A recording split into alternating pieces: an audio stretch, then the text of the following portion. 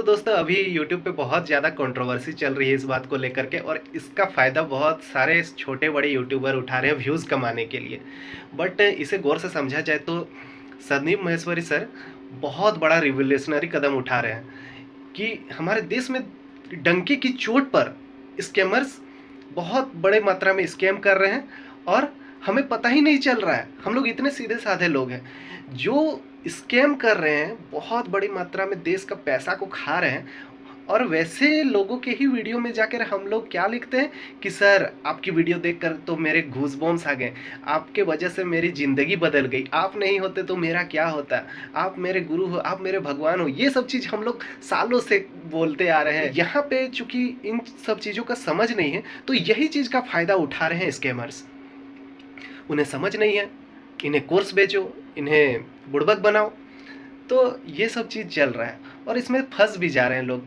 मैंने देखा है कि जो लोग संदीप माहेश्वरी ने पहले उसने ही वीडियो बनाया था, तो कमेंट कर रहे थे बहुत सारे लोग कि बहुत अच्छा स्टेप है, आपने हमारी आंखें खोल दी वगैरह वगैरह।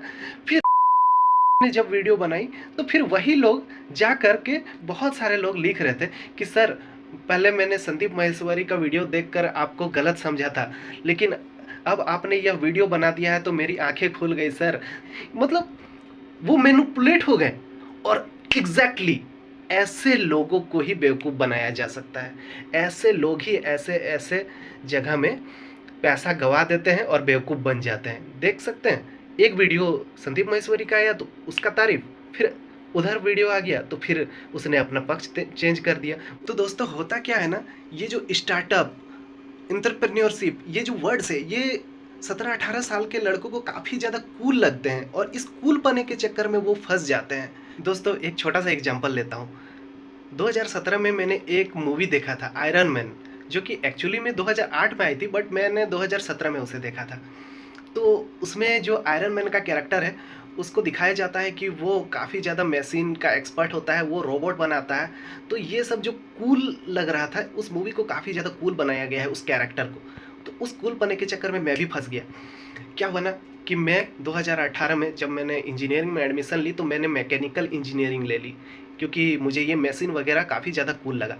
फिर मैं जब इंजीनियरिंग की पढ़ाई कर रहा था तो मुझे पता चला कि हमारे इंजीनियरिंग लेवल पे हमें नट बोल्ट का डायमीटर, उसका लेंथ, ये सब सिखाया जाता है मेज़र करना। हमें मटेरियल का स्ट्रेंथ सिखाया जाता है, वाटर कैसे फ्लो कर रहा है, वो उसमें कितना विस्कस है, मतलब बेसिक जो चीज़ होती है वो चीज़ें सिखाया जाता है। वहाँ कोई रोबोट वोबोट बनाना नहीं सिखाया जाता।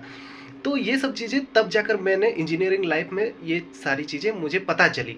और दोस्तों हालांकि मैं मैकेनिकल इंजीनियरिंग मैंने लिया तो इस चीज़ का मेरे को कोई अफसोस नहीं है, मैं इस बात से खुश हूँ।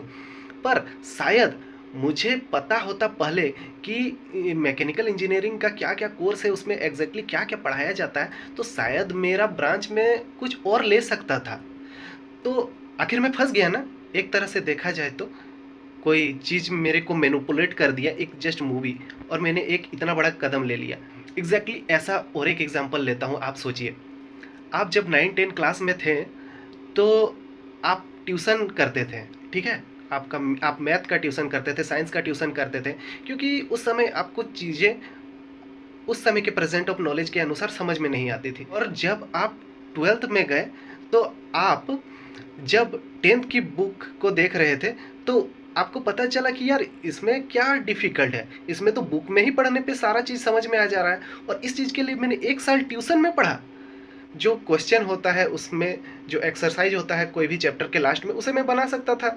उसमें टेक्स्ट में पूरा डिराइव करके बताया ही गया है कि ये सब चीज़ें क्यों होती है, और सेम चीज़ ट्यूशन वाले ने बताया था। लेकिन उस समय हम लोग ये चीज़ उतना अच्छा से नहीं समझ पा रहे थे, इसलिए हम लोग ट्यूशन ज्वाइन किए। ऐसा एक स्टेप आगे चले जाइए। जब आप इंजीनियरिंग कर रहे होते हो या ग्रेजुएशन कर रहे होते हो तो आप उसके बाद जब आप 12th की अपनी बुक देखते हो तो आपको वो बहुत ज़्यादा इजी लगता है, क्योंकि उस समय आप जब ग्रेजुएशन में पढ़ रहे हो तो उस समय आपका प्रेजेंट ऑफ नॉलेज थोड़ा सा और ज़्यादा अपग्रेड हो चुका होता है और आपको नीचे की चीज़ें बहुत ज़्यादा इजी लग रही होती है, ठीक है। और आप सोच रहे होते हो कि मैंने 12th में इतनी सारी फीस दी, इतनी महंगी फीस दी इससे पढ़ने के लिए, जो कि मैं बुक खोलकर आसानी से मैं समझ सकता था। यही चीज़ अप्लाई करिए बिजनेस में। कोई बड़ा बिजनेसमैन है, वो सारी चीज़ें तो उसे ऐसे ही पता होगी, हाँ ये तो सिंपल सा स्टेप है, ये इसमें कोई ऐसा कोई रॉकेट साइंस नहीं है जो उसमें बताया गया है, लेकिन जिसको बिजनेस की नॉलेज नहीं होती है उसके लिए ये रॉकेट साइंस ही होती है। तो उसके पास नॉलेज नहीं होती है तो उसे नॉलेज की तलाश होती है, और जब नॉलेज की तलाश होती है तो उसे किसी भी तरह का वीडियो दिखाकर मैनिपुलेट किया जा सकता है।